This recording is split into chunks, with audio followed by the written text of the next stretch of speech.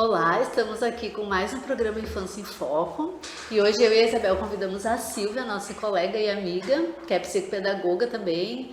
Silvia, tu terminou uma formação agora, uma pós em neuropsicopedagogia, né? Quer falar um pouquinho para nós sobre essas formações também? Eu acho que as questões, a demanda que a gente está recebendo faz com que a gente sempre vá em busca de atualizações, de mais estudos, né? Então tudo caminha junto, a neuro e a psicopedagogia se complementam. A psicopedagogia vai mais na área do aprender, das dificuldades de aprendizagem e aborda também as questões das dificuldades, porque o que está influenciando não aprender? Se existe uma defasagem, né, que precisa ser estudado, por que a criança tem essa dificuldade, se é uma dislexia, se é um autismo, se é um TDAH que não consegue prestar atenção, e a neuro completa essa abordagem. A Silvia está sempre em atualização, né, em formação para melhor atender as nossas crianças, né. Então, a gente pensou hoje em falar sobre os limites, a importância dos limites, né, e como a intervenção dos profissionais e dos pais, né, para que a criança saiba seguir esses limites necessários. Eu acho que a questão do afetividade e limite são duas abordagens, eu digo até que são os pilares da educação. Por quê? Porque hoje os pais, não existe um guia de como criar os filhos, o certo e errado, porque cada criança é única. E a gente sabe que a criança nasce crua, né? Ela está ali para aprender e tudo vai da convivência que ela tem. E os pais e a família são o seu exemplo. A criança imita muito, até nas pequenas coisas, quando tu vai ensinar a escovar os dentes, o pai tem que não dá a escova e a pasta, não, vai lá em frente ao espelho, mostra, a criança imita muito. E o que acontece? Existem as gerações, cada geração tem uma dinâmica, uma maneira de ensinar, até porque tu copia muito do que tu tem muito exemplo dos teus pais, né? Mas as coisas vão mudando. Vão evoluindo e a gente tem que acompanhar essa evolução. E tem que acompanhar essa evolução. O que eu digo? Os pais hoje, existem os pais que são permissivos. Tudo pode. Eu trabalho o dia todo, eu chego em casa, meu filho decide o que vai comer, decide aonde se vai, decide o que vai vestir, enfim.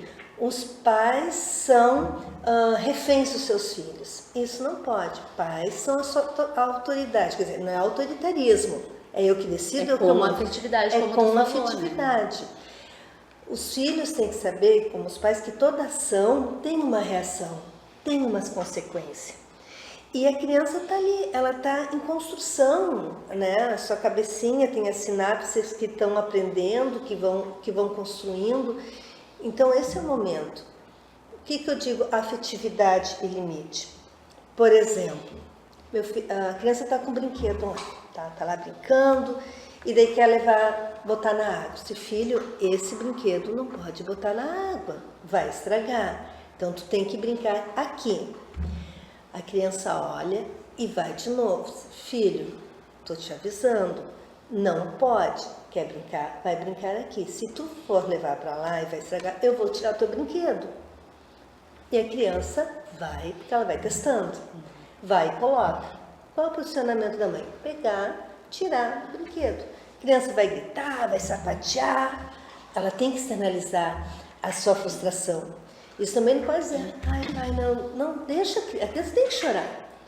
Ela vai, no primeiro momento ela vai chorar, no outro dia vai acontecer a mesma coisa, ela vai tentar mas não vai levar. E vai acabar entendendo que não pode, que é a mãe que decide o que pode e o que não pode, né, em algumas situações. E o que eu digo? Pai e mãe tem que falar a mesma linguagem, tem que conversar. E a criança, ela tem que ter a previsão, né, a previsibilidade. Né? Olha, nós vamos no mercado, filho. Nós vamos no mercado, a mãe está sem dinheiro, a mãe não vai comprar nada. A mãe só vai comprar leite, pão, as coisas para o café. Não pede nada. Então, já vai avisando. né? Então, a criança hoje vai, grita, chora, esperneia, a mãe e os pais ficam constrangidos, né? Porque também tem essa questão, que tu idealiza o teu filho um exemplo. Tu não quer... Eu sempre digo assim, ó, tu pode questionar o teu filho, dar bronca no teu filho, mas outra pessoa questionar a tua educação e a postura dói. É frustrante para os pais, e eu até entendo isso. Então, o que a gente... Também tu não pode criar um filho que seja o exemplo todo certinho, porque nós erramos. Nós muitas vezes erramos, às vezes o pai e a mãe não teve um dia bom, foi aquela correria, e acaba explodindo em quem? Em quem está mais próximo. Né? Ou seja, na sua esposa, no seu marido, no seu filho. Alguém do teu núcleo vai responder, vai ter que... Mas então, o que eu vejo? Os pais... O educar e a afetividade não precisa a autoridade, né, autoritarismo. Se tu fizer isso aí, eu vou te bater, ou aqueles gritos. Tem famílias assim que só gritam. Então, fulano, não faz isso, fulano. Eu vou te pegar, eu vou te falar, eu vou fazer, vou acontecer. E fica só prometendo e gritando e não faz nada, né? Então a criança já está acostumada. Teve uma situação de uma conhecida minha que as crianças estavam...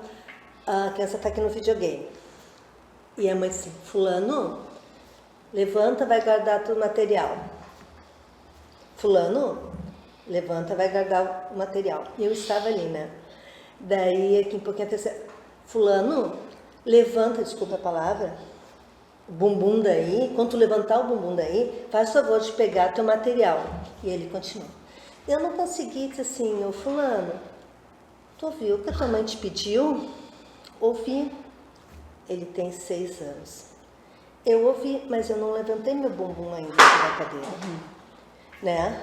Da outra situação com a mesma família, eu quero milho verde, nós estávamos na praia. Espera um pouquinho, quando passar eu te compro. Se tu não me der o milho, eu vou chorar. Então, o que é isso? A criança já constrói... A criança também prevê essas situações e ela já tem o seu posicionamento. Por quê? Porque ela já aprendeu já que se chorar, ela vai conseguir. Ela vai conseguir. Então, aí que está saber os momentos do limite. E eu vejo, como eu te disse, os pilares que eu vejo, né? É a afetividade, é o diálogo, né? E existe também as intervenções. Então, falou, cumpriu. Não adianta dizer, quando chegar em casa, tu vai ver uma coisa. Não, a criança tem que saber que aquele momento é não, é um não. Eu acho muito... Desculpa. Eu acho muito importante esse assunto que a Silvia traz. E aí eu fico sempre pensando num contexto de que a gente vive em comunidade, né? Seja na escola, seja com os amigos, é sempre um contexto com mais pessoas. E a gente precisa também ter essa educação pensando de que a gente quer que essa criança esteja inserida, que ela seja respeitada, mas que ela também respeite. Porque às vezes a gente vem vendo uma vertente muito grande dessa educação do respeito. E sim, a criança ela é uma pessoa que precisa ser respeitada tanto quanto um adulto, tanto quanto qualquer outra. Mas que a gente também precisa dar para ela este retorno do quanto ela também precisa respeitar as pessoas do entorno dela. Porque às vezes a criança... As famílias educam de uma forma de que, bom, eu preciso só respeitar o meu filho, né? Alguém fez isso pra ele, por isso ele agiu de tal forma. Mas a gente precisa... E quando meu filho faz alguma coisa? Qual é a minha postura? Isso também é importante. E também é demonstração de amor. Porque a gente quer que essa criança seja feliz na vida. E a gente sabe que pra gente ser feliz na vida, a gente precisa de vínculos, a gente precisa de amigos, a gente precisa de pessoas pertinho da gente. E as pessoas querem quando também são respeitadas perto da gente, né? Eles precisam saber conviver em sociedade, porque senão, como tu falou, ninguém vai querer ser amigo dele, ninguém vai chegar perto dele, ninguém vai querer sair com a família, porque tem aquela criança que não obedece, que grita e chora por quando quer as coisas, né?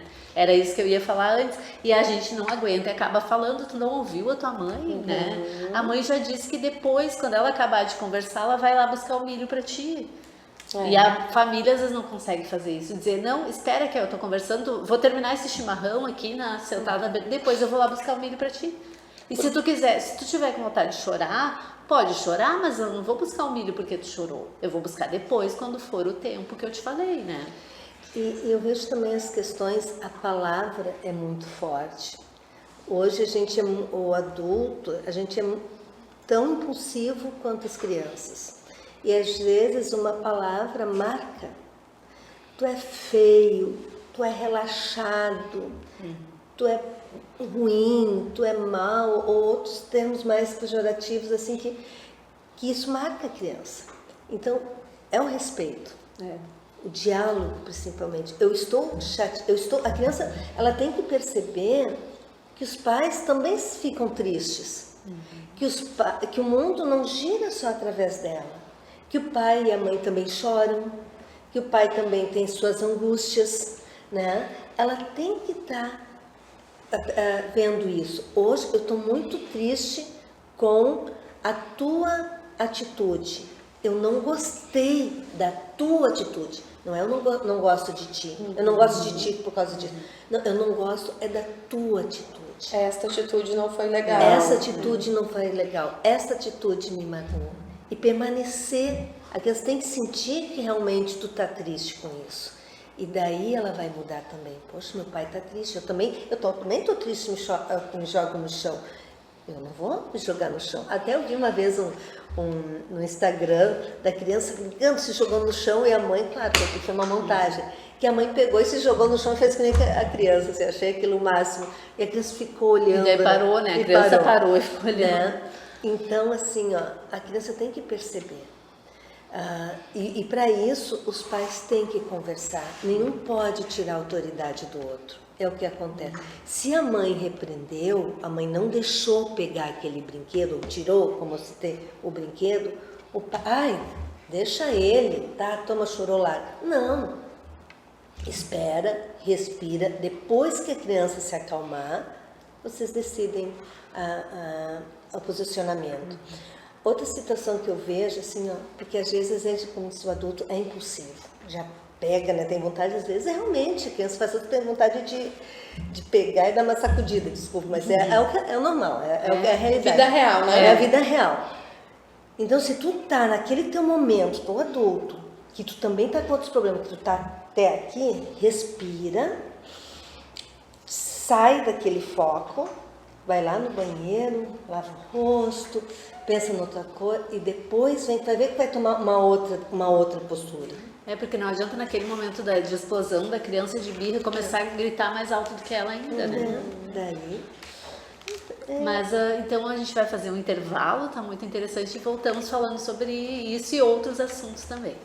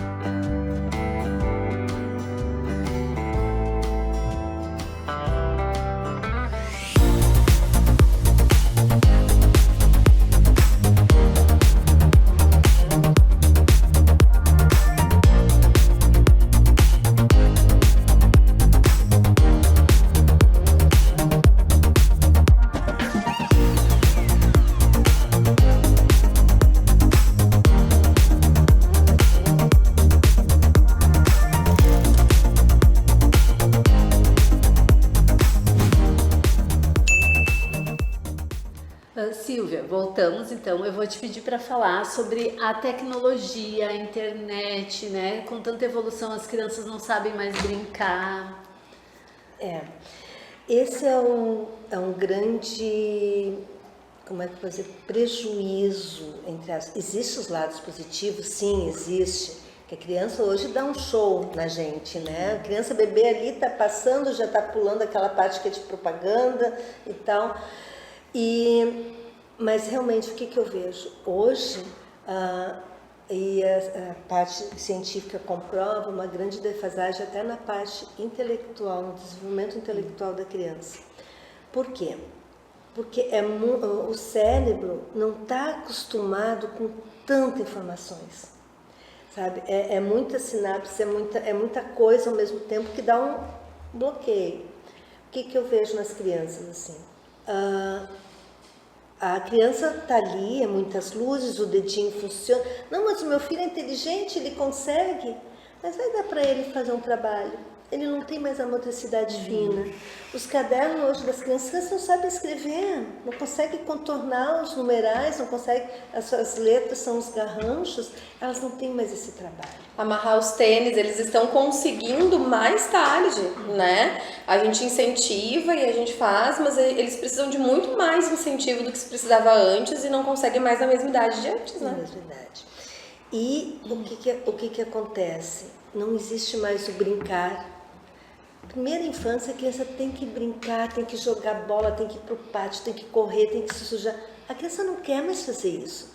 Como eu disse na questão dos limites, se o pai filho, vamos lá na pracinha. Eu não quero, eu quero ficar aqui jogando. Lá não tem Wi-Fi. Lá não tem Wi-Fi.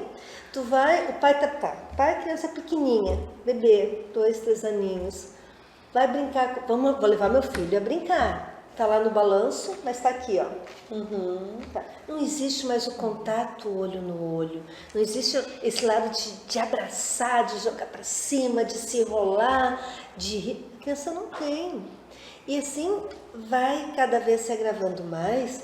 Quando chega na adolescência, ou até ainda na primeira infância, existe a frustração. A criança não quer perder. A criança não sabe perder. A criança não sabe conversar com outros coleguinhas, com os outros amigos. Ela fica ali no seu mundo, ela não consegue interagir. Ela vai tocando porque ela está acostumada a ficar sozinha. Para ela isso é um atrativo. E a escola, então, o professor, ele tem que lutar muito para conseguir a atenção daquela criança. O professor não tem janelinhas que a criança possa ir. Vai escolher não tem qual cor, é. não tem competição. Então, por que a criança... meu filho tem TDAH, tem déficit de atenção. Mas por que será que tem déficit de atenção? Aquilo nada chama atenção. Uma aula falada, uma aula mesmo jogada, a criança não... Ela tem dificuldade, né? Até eu avalio bastante crianças, né, que vem com suspeita de déficit de atenção. E já aconteceu com 2, 3, assim, ó. Eu mando questionário para a escola. Pelo que vem ali, apareceu déficit de atenção. Porque redondinho, né? Ela é desatenta, ela não consegue, fechou todos os critérios. Mas eu aplico um teste de atenção, que é um teste psicológico, para ver a capacidade atencional da criança. E como eu digo, agora tu vai prestar atenção, eu explico como vai funcionar, vou marcar o tempo, ela consegue fazer. Então ela não tem um déficit na capacidade atencional, mas ela focou, ela não tinha um celular, não tinha nada ali que tirasse a atenção e ela foi fazer atividade. Então não fecharia o CID para déficit de atenção, ela tem capacidade atencional, só que aquilo ali não interessa para ela, por isso que ela não presta atenção na escola, né? E eu vejo assim a influência da internet na família. Hoje nós não conseguimos interagir, tipo, vou visitar a avó, ou vou visitar uns parentes. Quando tu vê, estão todos com cada um, só um pouquinho. Se um pega, se ele pegou, eu também vou dar uma olhada. Quando tu vê aquele silêncio, né? E onde é que está a troca de convivência? Isso acontece na minha família, só que são todos assim, acima de 15 anos, mas mesmo assim. E daí o meu pai, às vezes tem 8 pessoas, 7 com celular e meu pai não tá com celular. Daí ele diz, vocês vieram me visitar, a gente tá aqui conversando, tomando chimarrão, mas tem 7 pessoas com celular, vou pegar o meu também. Daí ele faz assim e todos largam. Daí eu digo, tá, vamos, a gente veio para conversar, não foi para usar celular, a gente tem outros momentos para isso. E como a Silvia falou ali na pracinha, o pai embalando com uma mão e olhando... O tempo tem que ser de qualidade para a criança, nem que seja 10 minutos, 30 minutos. Eu vou para a pracinha balançar o meu filho no balanço. Depois eu vou usar o celular, depois eu troco, a mãe vai então lá continuar balançando, leva ele na gangorra e daí eu vou sentar lá e vou usar. Mas a criança precisa ver que o pai está dedicando tempo para ela, E né? nós somos o espelho, como a gente vem falando já há bastante tempo aqui, nós somos o espelho da criança. Então, se a gente estiver sempre com um telefone na mão, a gente vai ensinar ao nosso filho que aquilo é certo, que aquilo é bom. E não é o que a gente normal, quer. E não é o que a gente quer. Eu vejo isso um empobrecimento da infância. Exatamente. Né? Que tipo de crianças nós estamos preparando para o mundo? Experiência de vida, Experiência bagagem. de vida. Crianças mimadas, crianças frustradas, quem sabe Que não sabem lidar com a frustração, Não porque sabem não lidar. tiveram esses momentos para o que aprender. leva depois um adulto, né, depressivo, e já tem estatística de suicídio. Por quê? Porque ele não consegue manter um diálogo. Depois o adolescente vai sair com um grupo, vai ter uma companheira ou um companheiro, não se mantém. Ou não consegue Eles só lidar sabem com o conversar fim. online, eles não sabem conversar olho no olho mais, no né? olho. Então fica aquelas postagens, né? Tipo, uma selfie, tô aqui, ó, tô aqui no pub rindo, tô aqui, mas Ele não está aproveitando o momento. a gente ele tá vê só assim no- vários jovens fazendo, desligou, aqui. É. Então é tudo muito superficial. Né? Onde é que está aquele olho no olho, cara na cara, não gostei, dá risada, das atrapalhadas? Né? Onde é que está a história desse indivíduo? Que tipo de indivíduo que a gente quer que pais preparem seus filhos para o futuro? Né?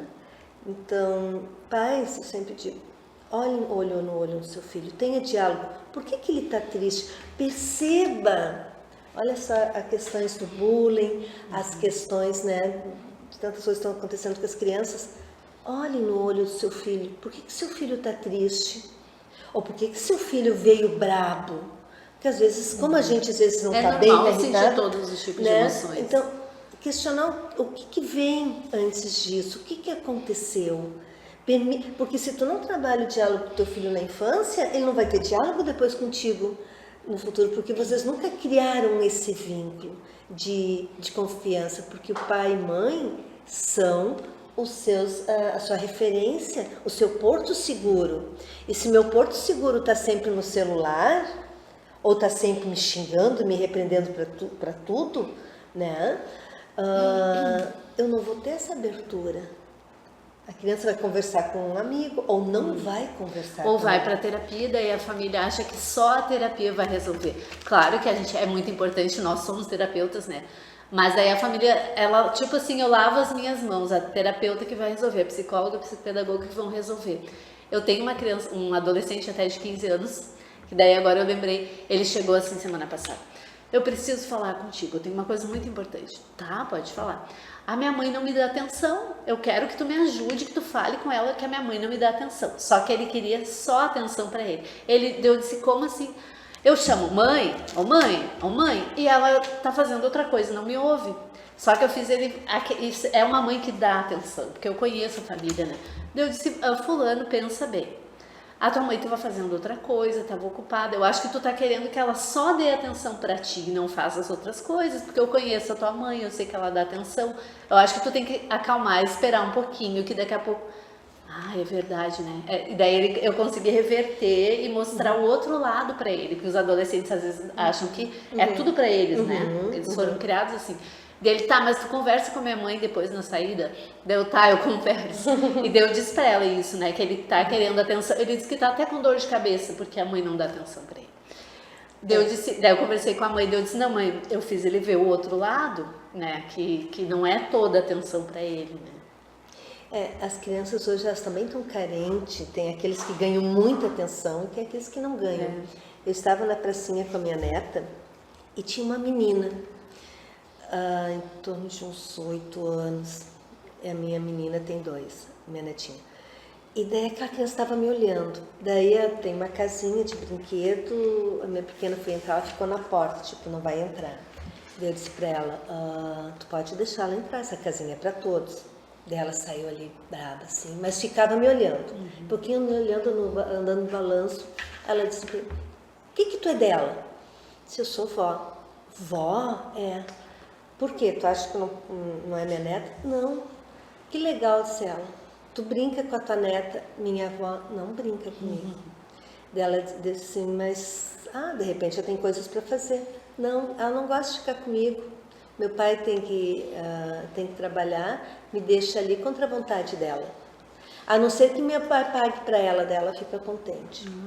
Gente, aquilo me tocou. A criança está percebendo. Quando ela é o ponto que eu quero ver, quando ela está ali que ela é bem-vinda, que ela é Eles amada, sentem tudo sempre, sabe? né? Ou quando ela simplesmente é jogada e eu tenho que ficar ali, porque eu tenho que ficar ali.